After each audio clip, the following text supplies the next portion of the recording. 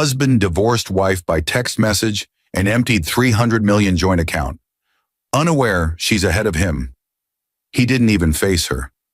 One morning, Emily Carter woke up to a single message from her husband. "It's over. Don't contact me again." And before her tears could fall, she opened their bank app. The joint account showed $0.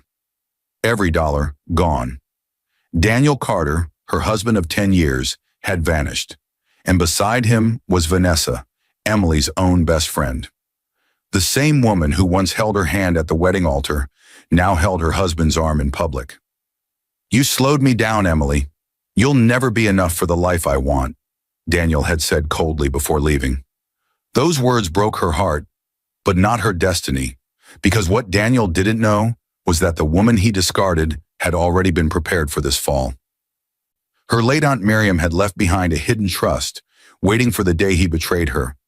Sometimes the message meant to destroy a woman becomes the letter that announces her rise. Sometimes the silence she leaves behind becomes louder than his pride. This is not just a story of betrayal. It's a story of strength, of dignity, and of karma arriving right on time. Dear viewers, thank you for being here.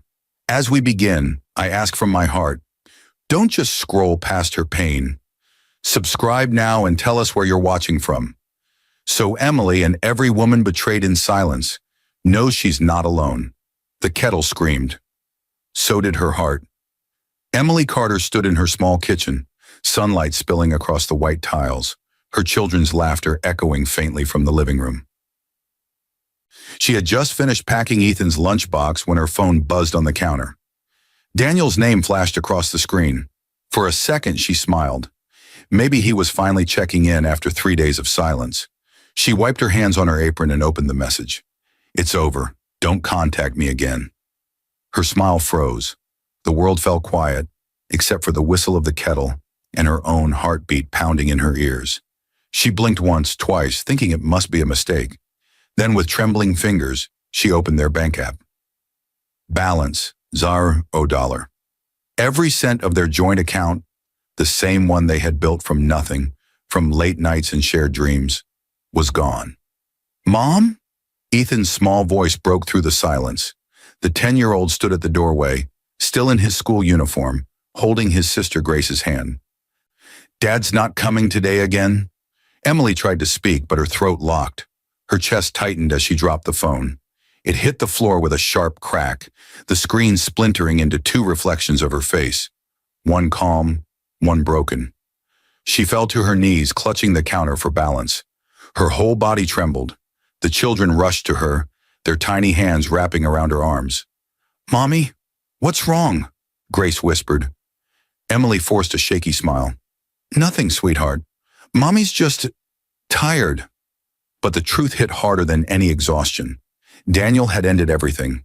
Their marriage, their security, their home, through a message shorter than a grocery list. Her mind replayed the last argument they'd had. He had accused her of holding him back, of being too ordinary for the world he wanted to conquer.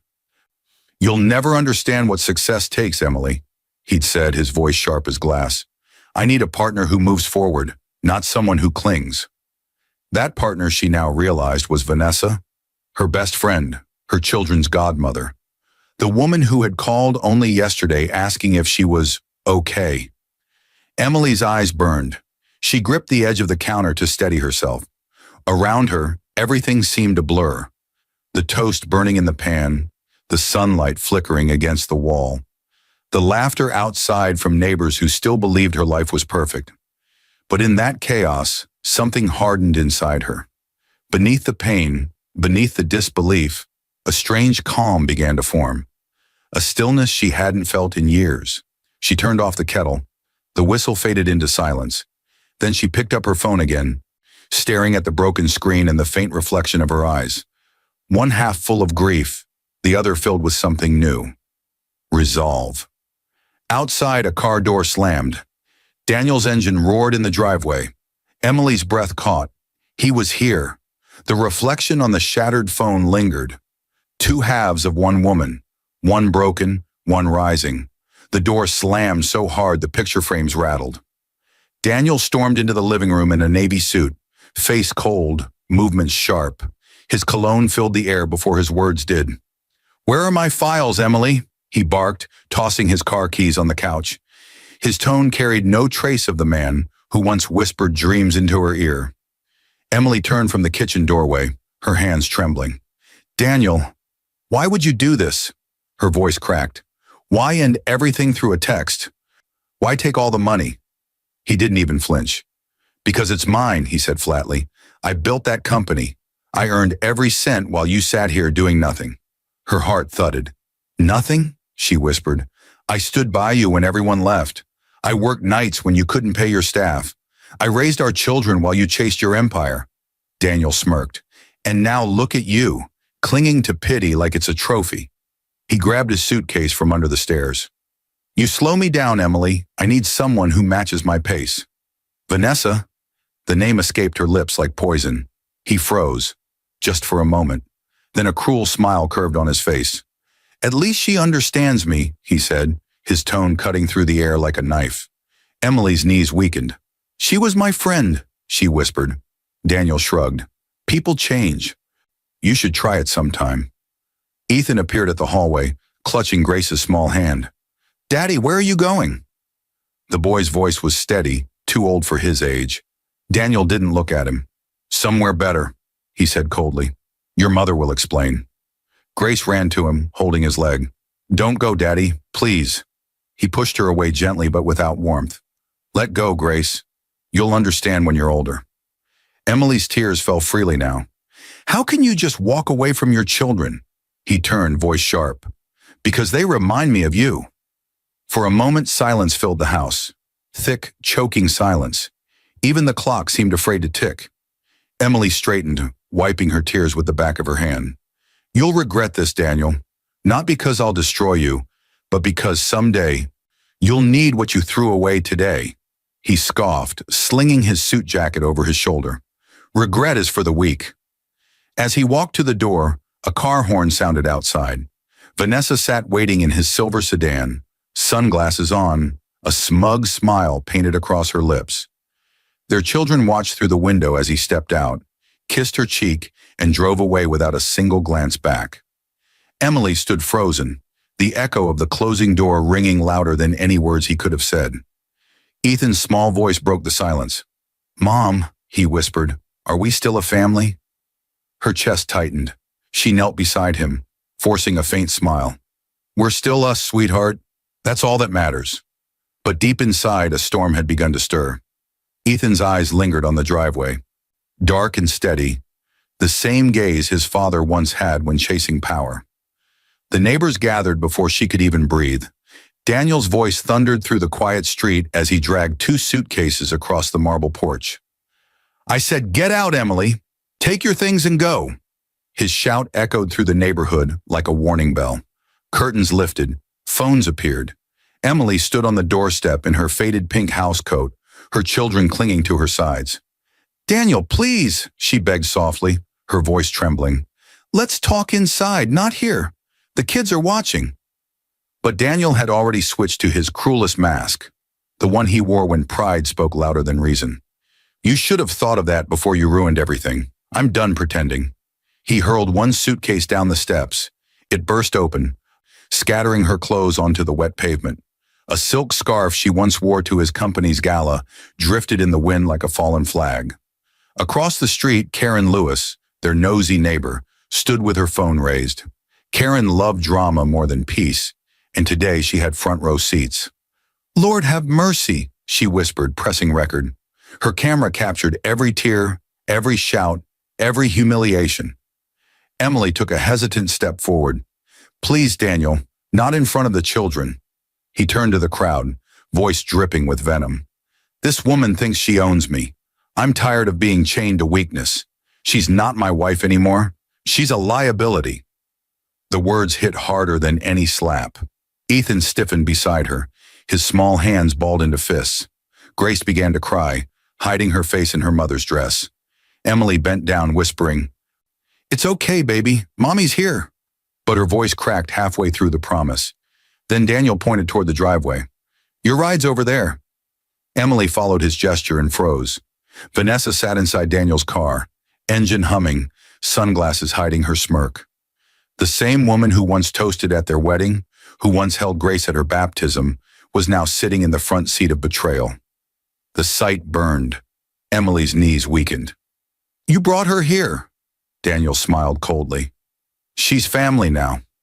The crowd gasped. Even Karen lowered her phone for a moment. The humiliation was complete. Public, permanent, deliberate. Daniel walked to his car without looking back. "You and your pity can rot together," he muttered. The tires screeched, splashing muddy water across Emily's dress. She didn't move. She couldn't. For a moment, the only sound was Grace's sobs and the gentle rustle of the wind. Then Emily slowly bent to pick up her scattered clothes one by one. Her hands shook, but her face remained steady. The woman who once cried easily now looked blank. Not from weakness, but from something deeper forming within. Survival. Karen's phone camera caught the final shot. Emily kneeling in the dirt, children beside her, mud-stained and silent. That video would soon go viral with the caption, "Wife thrown out by billionaire husband." And somewhere deep inside Emily's shattered heart, a quiet voice whispered, "This isn't the end." Karen's phone saved the video automatically under a folder name, 2025 Divorce. A file destiny would one day reopen. The thunder outside roared like it wanted to shake the earth. Emily jumped awake at the sound, heart pounding. For a second, she didn't know where she was.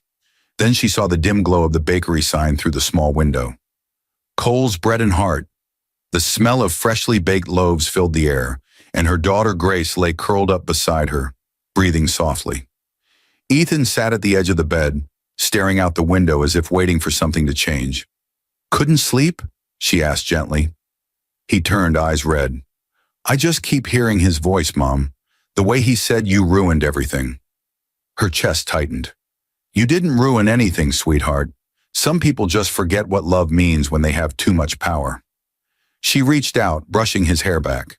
"One day you'll understand that kindness isn't weakness." Downstairs, the bell above the bakery door chimed faintly. Morning had come. Emily pulled on her coat and helped Harriet with the cleaning. The bakery was warm, alive, the air humming with soft music and the sound of laughter from early customers. Harriet hummed a hymn as she wiped down the counter. "You slept well?" Harriet asked, glancing over her shoulder. Emily nodded. "Better than I have in weeks. Thank you for letting us stay." Harriet smiled. "You don't owe me thanks. Pain shared is half lifted, dear. You helped me bake, you've already paid." Emily smiled faintly. It was the first real smile in days. She picked up a cloth and began to wipe a wooden shelf behind the counter. But when she opened one of the drawers, her hand brushed something stiff. An old sealed envelope tucked deep beneath a stack of papers. The handwriting stopped her breath. It was careful, looping, and painfully familiar. "To Emily, when all is lost, open this." Her heart raced. She turned the envelope over. On the back was a wax seal with a crest she hadn't seen in years. A small G surrounded by ivy leaves. "Aunt Miriam," she whispered. Harriet paused mid-song. "You okay, honey?" Emily nodded slowly, voice trembling. I think this is from my aunt. She passed years ago." Harriet looked curious. "Maybe you should see what's inside." Emily's hands shook as she tore the seal. Inside was a letter, yellowed but perfectly preserved, along with a business card. The letter read, "My dear Emily, if you are reading this, it means the man you trusted has done the very thing I feared. Do not despair. Go to the name on this card. She will show you what I've kept for you, and for your children. With love, Aunt Miriam Gray." The business card bore a name, Clara Reed, attorney at law. Emily sat down hard, tears filling her eyes. Not from pain this time, but something else. Hope. She looked at Harriet, voice trembling. She knew, even before it happened. Harriet smiled softly. Sometimes God sends warnings in envelopes. Emily folded the letter carefully, pressing it to her chest. For the first time, she felt a flicker of strength return. The card's embossed logo read Gray Trust Holdings. Emily didn't yet know it, but that name would soon change her life forever. The bakery door flew open just as the morning rush began. A tall woman in a gray suit stepped inside. raindrops glinting on her shoulders. Her expression was calm, but her eyes were sharp, the kind that noticed everything. She scanned the small shop before her gaze landed on Emily, who was serving coffee behind the counter. "Mrs. Emily Carter?" the woman asked firmly. Emily froze, unsure whether to answer. "Yes, that's me," she said cautiously. The woman extended a hand. "I'm Clara Reed, attorney at law. I believe you found something belonging to your late aunt, Miriam Gray?" Emily's breath caught. The name felt like a door swinging open inside her chest. "Yes, I found a letter yesterday. She said you would help me." Clara nodded. "Then let's talk, privately." Harriet looked up from the oven, flour streaked across her cheek. "You can use the back room," she said, her voice soft but curious. As the two women disappeared through the door, Harriet whispered to herself, "Whatever this is, I hope it's the good kind of surprise." Inside the small office, Clara placed a leather briefcase on the table. "Your aunt was a brilliant woman," she began. "She built a fortune under her maiden name, Miriam Gray, to protect it from anyone who might exploit her heirs. You were her closest living relative." Emily blinked in disbelief. "My aunt? But she was just a teacher. She never had money." Clara smiled faintly. "She had more than money. She had foresight. When she fell ill, she created a trust fund, Gray Trust Holdings, with one condition: the assets would only transfer to you if you were betrayed by your spouse." Emily's hand went to her mouth. "Betrayed?" Clara opened her briefcase and pulled out several documents. "Mrs. Carter, your husband's text message and his unauthorized withdrawal of your joint funds both qualify as proof. The trust is now legally yours, valued at $500 million. The words seemed too heavy for the air. Emily's world spun. 500? She couldn't finish the sentence. Clara leaned forward. "This isn't just money, Mrs. Carter. It's power and protection. Your aunt wanted you to have both." Tears welled in Emily's eyes. "She always said life tests us through heartbreaks. I thought she meant grief, not this." Clara's voice softened. "Sometimes betrayal is the doorway to freedom." Emily looked down at her shaking hands. The same hands Daniel had once mocked as too soft for business now held documents that could rebuild her future.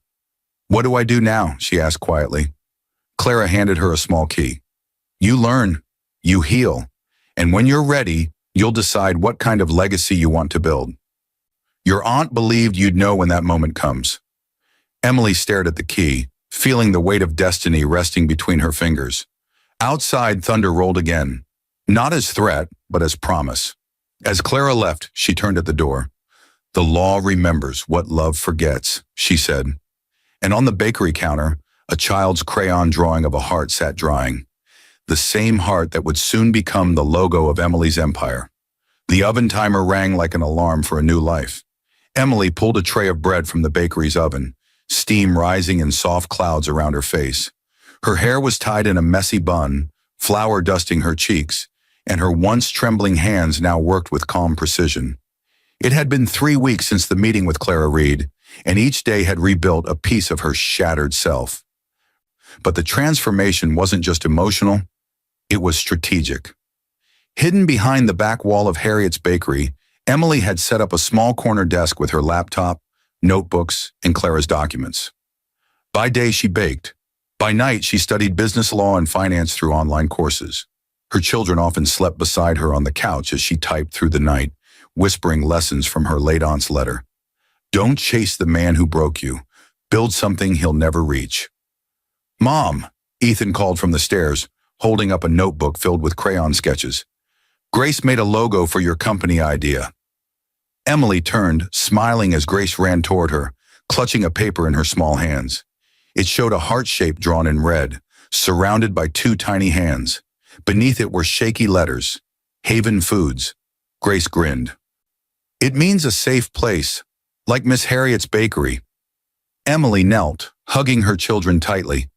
"It's perfect," she whispered. Her eyes glistened. "You just named Mommy's new dream." Harriet, overhearing from the counter, chuckled warmly. "Haven Foods," she said, wiping her hands on her apron. "Has a ring to it. Feeds the stomach and the soul.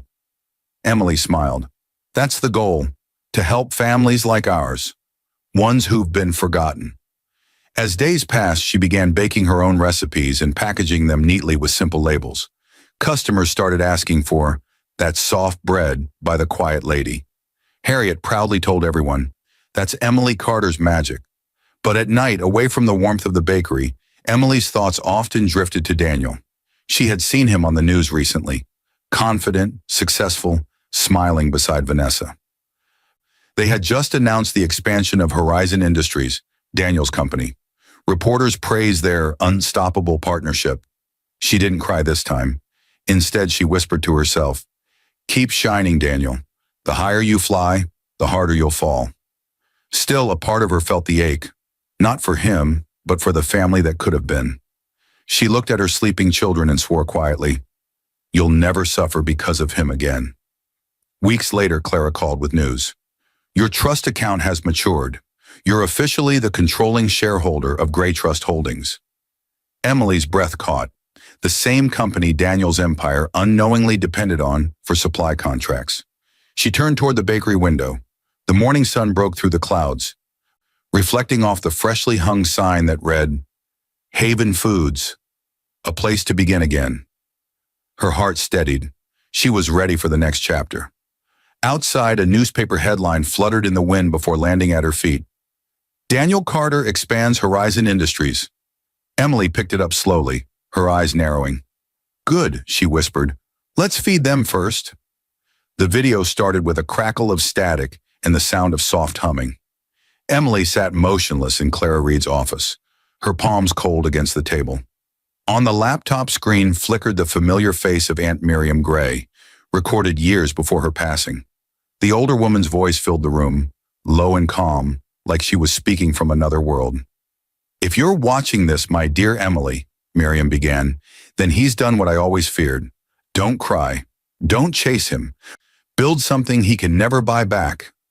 Emily's throat tightened. She hadn't heard that voice in years. The video continued. A message not just of inheritance, but of preparation. I left behind more than wealth. I left you the blueprint to rise again. Hidden under the name E, Gray Holdings is your key. Use it quietly, wisely. The world doesn't need your tears. It needs your strength. Emily covered her mouth, her eyes wet but steady. Clara leaned forward slightly, her expression firm. Your aunt wasn't just wealthy. She was strategic. She predicted betrayal before it happened. She knew Daniel, Emily whispered. She saw through him when I couldn't. Clara nodded. Miriam was ahead of her time. She built multiple shell companies under your initials. You own more influence in this city than your husband can imagine. He just doesn't know who E. Gray is. The truth felt like fire spreading through Emily's veins. E. Gray, she repeated softly. Emily Gray, my mother's maiden name. That's right, Clara said, sliding over a tablet showing a list of active supply chains.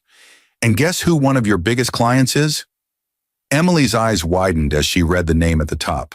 Horizon Industries, Daniel's company.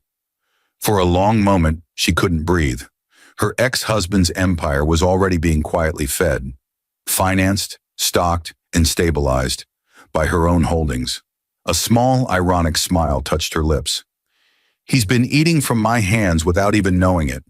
Clara's tone softened. Sometimes justice doesn't scream, Emily. Sometimes it waits. The lawyer stood, collecting her files. The trust gives you freedom. What you do next, that's your legacy. But remember, stay silent. Never reveal who E. Gray is, not yet. Emily nodded. I won't. I'll let him believe he's untouchable. As Clara left, Emily sat in the quiet room, staring at the frozen image of her aunt's smiling face on the laptop screen. The voice still echoed in her mind. Don't chase him. Build something he can never buy back.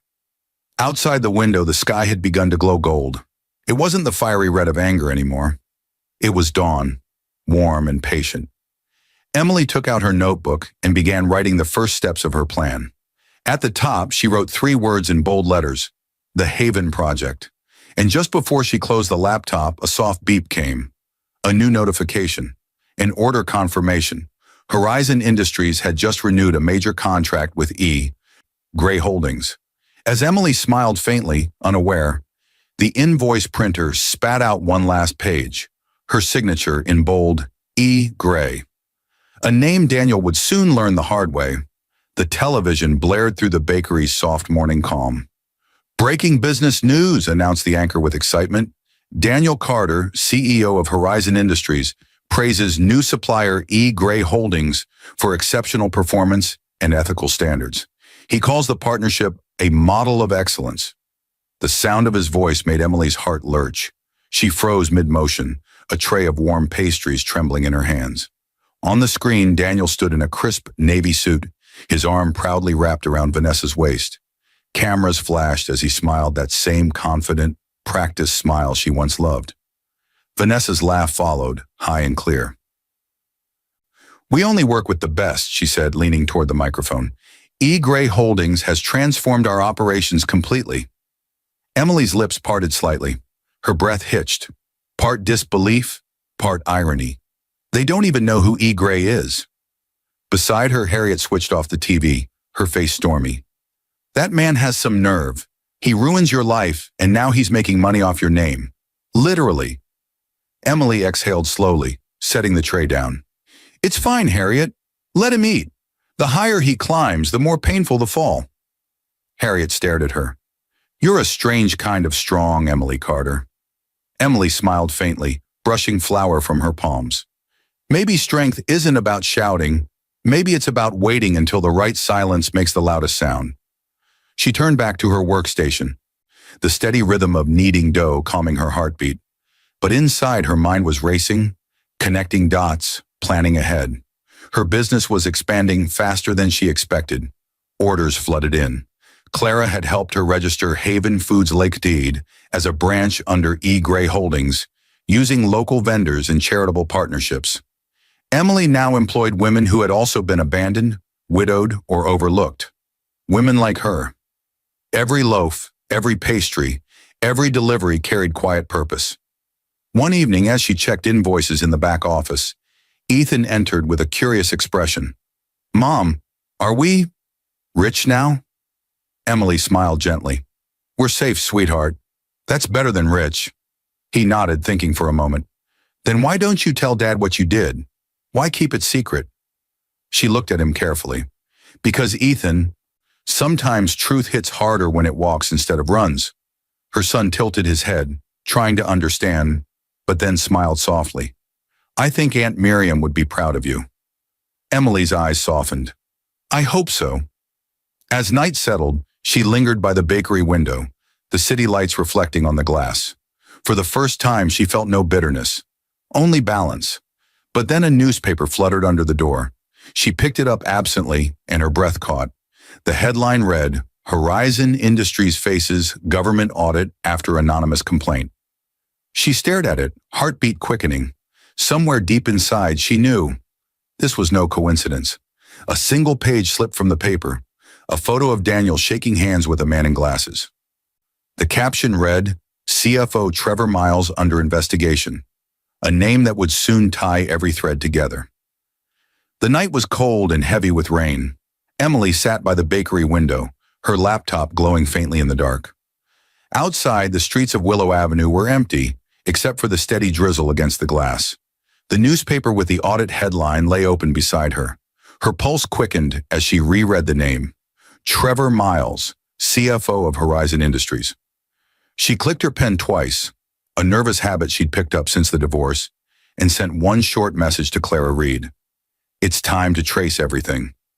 Within hours, Clara had arranged a discreet meeting in her office. There she introduced two new allies, Marcus Hale, a quiet forensic accountant with tired eyes, and Mia Foster, a young intern with more courage than experience. Marcus spoke first, his tone steady but urgent. "Mrs. Carter, Horizon Industries has been moving funds through offshore accounts under fake subsidiaries. Some of those names match your trust's inactive holdings. They might be using your late aunt's old networks." Emily leaned forward. "You mean Daniel is using my inheritance to cover his crimes?" Mia nodded, opening a folder. "Not directly, but his CFO, Trevor Miles, is transferring money to a shell group called Van D Holdings." She hesitated before adding, The name combines Vanessa and Daniel. The words hit like thunder. Emily sat back slowly, her jaw tightening. So they've not only taken what's mine, they've named their theft after themselves. Clara watched her carefully. If we expose this too soon, he'll hide the evidence. We need to build the full chain quietly. Marcus slid a flash drive across the table. I've been collecting records for weeks. Give me time, and I can trace every stolen dollar. Emily took the drive and held it in her palm, feeling its weight like a secret weapon. Do it, she said softly, but no one can know who's behind this. Mia's young voice broke the tension. Mrs. Carter, how do you stay so calm after everything? Emily turned to her, her expression gentle but firm. Because pain taught me patience, and patience builds justice. The room fell silent. Outside, lightning flashed, illuminating the rain-streaked windows like veins of light. Over the next few weeks, their small circle worked in secret. Emails coded, data hidden under harmless bakery orders, files named after pastry recipes. No one outside the group knew the truth. Not even Harriet, who simply thought Emily was expanding Haven Foods faster than expected. Every night, Emily reviewed the progress while her children slept beside her. Ethan sometimes woke and whispered, Mom, are you winning? She always smiled and said, Not yet, sweetheart, but soon.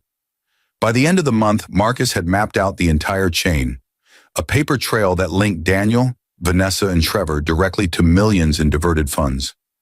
Emily stared at the final report, her heartbeat steady but fierce. Not yet, she whispered. Let him keep shining a little longer.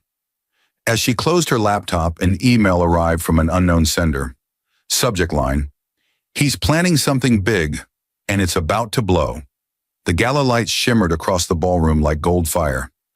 Daniel Carter stood at the center of it all, surrounded by applause, cameras, and the perfect illusion of power. The event banner read, Horizon Industries Expansion Celebration. Reporters swarmed, microphones flashing. Beside him, Vanessa gleamed in a crimson gown, her laughter sharp as glass.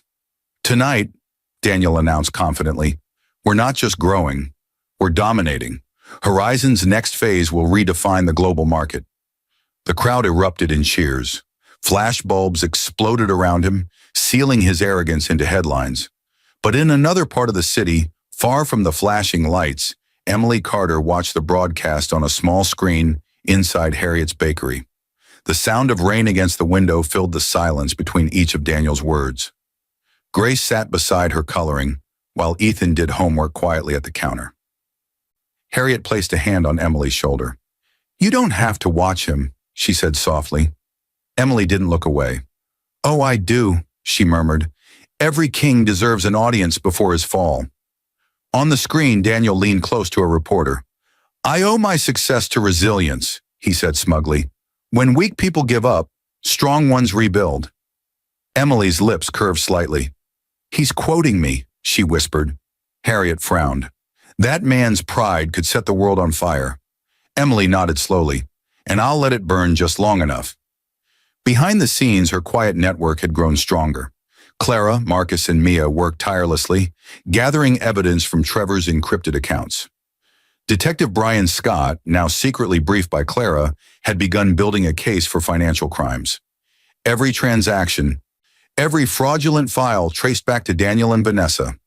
Still, Emily didn't strike. Not yet. She wanted the fall to be public, undeniable, irreversible. Later that night, she tucked the children into bed. Ethan looked up sleepily. Mom, are you sad Daddy's famous again? Emily smiled softly, brushing his hair. No, sweetheart. Sometimes the loudest people are just the most afraid of silence. He nodded, not fully understanding, and drifted off to sleep.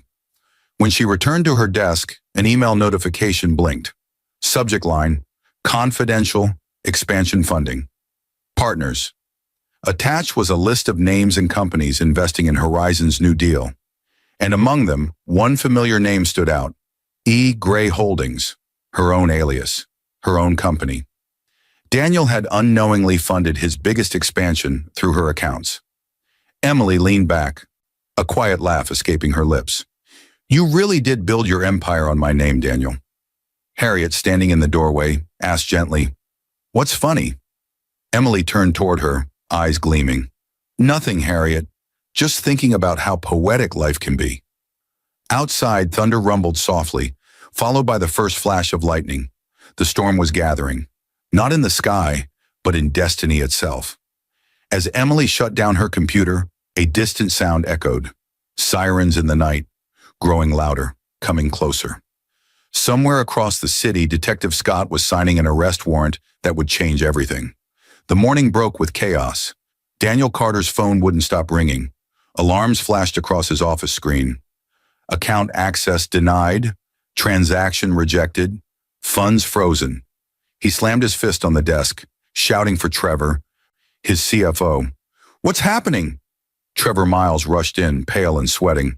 "Sir, there's a federal freeze order on all Horizon accounts.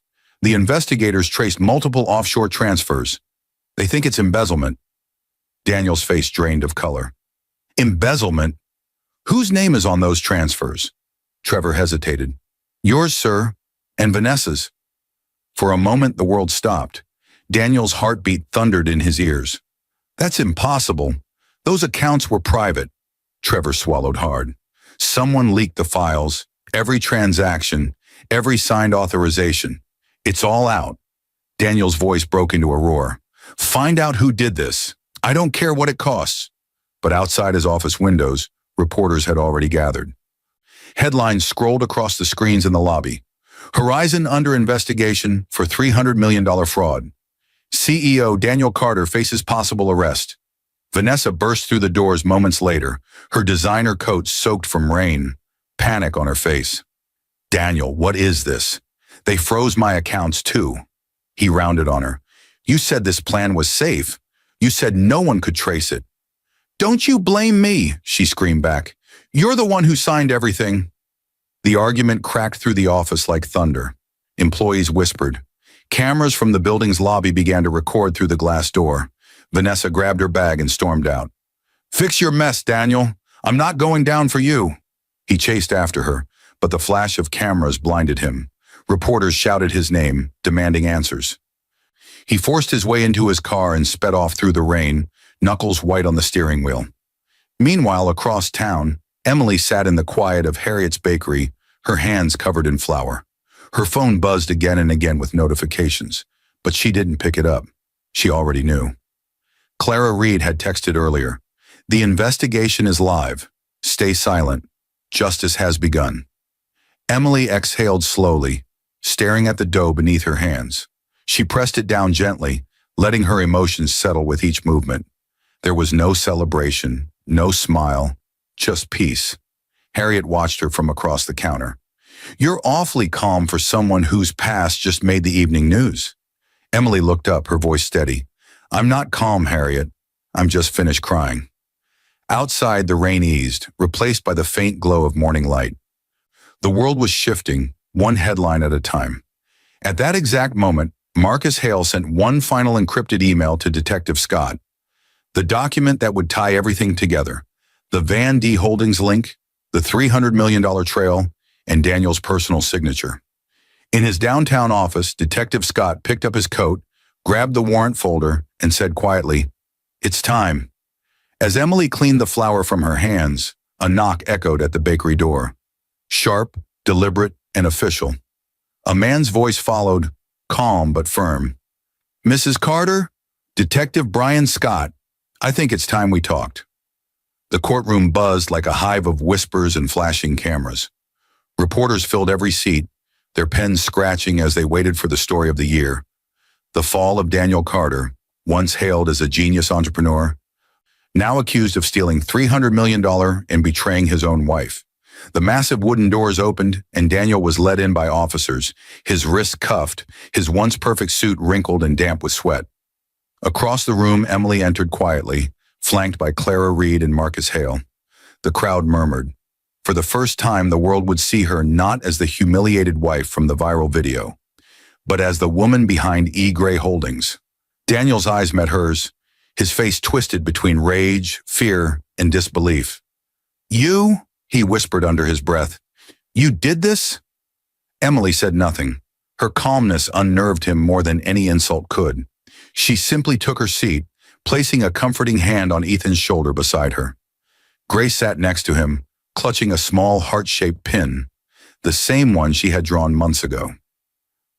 "Court is now in session," announced Judge Linda Howard, her tone strong and commanding. The irony was sharp. She was the same judge who once denied Emily custody after the divorce, calling her financially unstable. Now her gaze softened as she looked at the woman before her. "Mrs. Carter," she began, "the court acknowledges your presence as both victim and principal witness."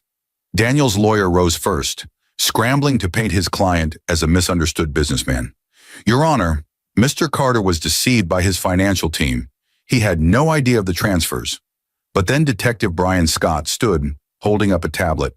"We have time-stamped recordings, emails, and full authorization forms signed by Daniel Carter himself." The screens behind the bench flickered to life, displaying images of bank statements, offshore accounts, and one glaring signature, Daniel's. Gasps filled the courtroom. Daniel's face turned pale. "That's not," he started, but his lawyer silenced him with a trembling hand. Then Clara stood, her voice firm yet elegant. "Your Honor, what Mr. Carter fails to mention is that every one of these stolen funds originated from accounts under Gray Trust Holdings, belonging to my client, Mrs. Emily Carter. He didn't just betray his wife, he stole from her inheritance." The room erupted in shock. Reporters scribbled frantically.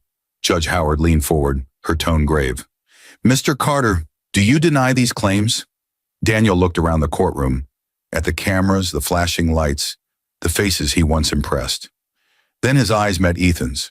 The boy's steady, disappointed stare pierced deeper than any verdict could. Ethan stood up slowly, voice trembling but strong. "You taught us what losing means, Dad, but Mom taught us how to stand again." The entire courtroom fell silent. Daniel's shoulders slumped, his arrogance shattered. For the first time, he looked like the man he truly was. Small. Judge Howard banged the gavel. "This court finds Daniel Carter guilty of embezzlement, fraud, and breach of trust." As officers led him away, Daniel turned one last time toward Emily. "Please, Emily, forgive me." She looked at him quietly, her expression unreadable. "The law will forgive you before I ever could." As the courtroom emptied, a journalist whispered into her phone, "The fallen CEO's ex-wife just became the most powerful woman in the city," and outside the sign for Haven Foundation glowed, waiting for its grand unveiling. The crowd outside the old bakery was larger than anyone expected. Cameras clicked, reporters called her name, and the bright morning sun poured over the new sign unveiled above the doors. Haven Foundation for Single Mothers. Emily Carter stood at the center of it all, dressed in a cream suit, her children at her sides. Harriet Cole, her guardian angel, stood proudly beside her, tears glistening in her eyes. The once humble bakery that had sheltered a broken woman now stood reborn as a sanctuary for women rebuilding their lives. "Mommy, look," Grace whispered, pointing to the heart-shaped logo on the banner.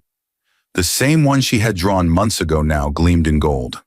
"It's really ours." Emily smiled softly. "Yes, sweetheart. It belongs to every woman who thought her story was over." The crowd hushed as Michael Trent, a respected journalist and the same reporter who once covered her humiliation, stepped forward to host the ceremony. His voice carried warmth now, not pity. "Today we witness not just a foundation opening, but a life reborn. From betrayal to brilliance, Mrs. Emily Carter has shown us that silence can build empires." Applause rippled through the audience. Emily stepped to the podium, holding the microphone with steady hands.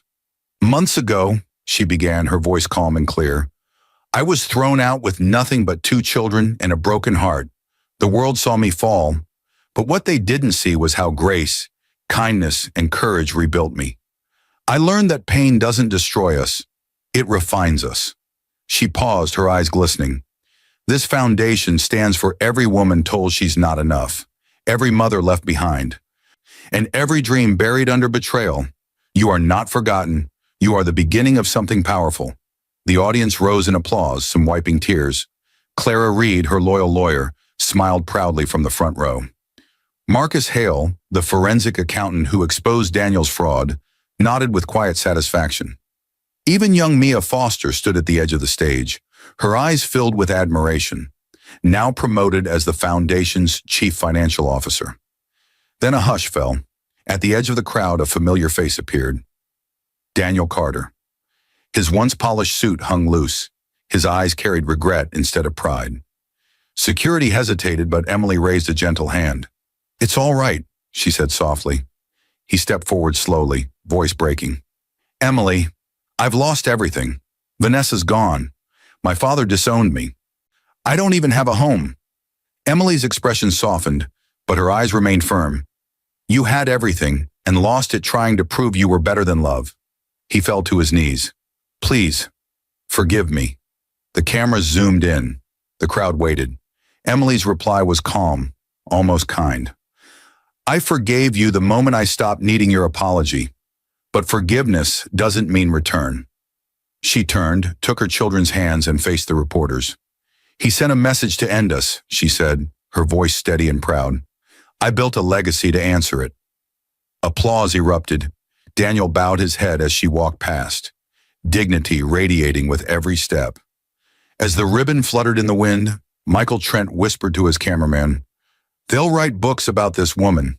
And inside the bakery, a dusty envelope still sat sealed in a drawer. One more letter from Aunt Miriam waiting to be opened.